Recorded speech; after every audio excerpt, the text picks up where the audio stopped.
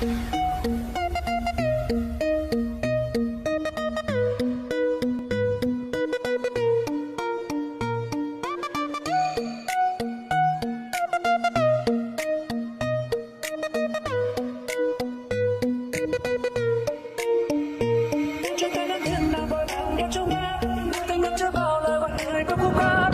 ta xót xa dạo giờ khát khao trong máu, yêu sao anh gần nhau hơn dòng tay ôm em vào lòng. Trao đi trao em đi đừng làm thằng cha sao nữa, tôi đã quên em đi lạnh là đừng thêm chút nữa. Trường nắng sẽ không chơi giết hai ta như dàn hoa quên mất nhắm trong tay đang quay hồn mặc em biết chắc sao. Tôi cho ta làm khuyên đang vội vàng vào trong lá, thành nhau bao là gọi mời trong khúc hát.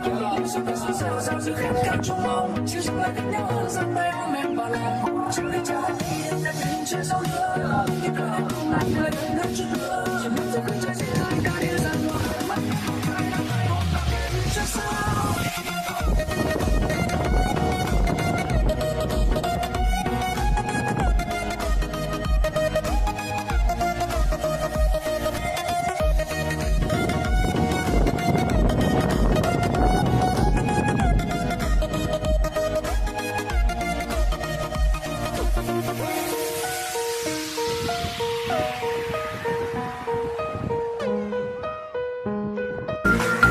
Bầu trời rơi lại xuống, giờ này con người tăng ca. Con đi trên đường thực tế chuyện chẳng con nhớ gia đình ở nơi xa. Ngày con ở nhà ba hay đâu ốm gia đình mình chẳng có chi. Các em tự con chỉ hàng chiếu muôn gia đình chúng có cái chi.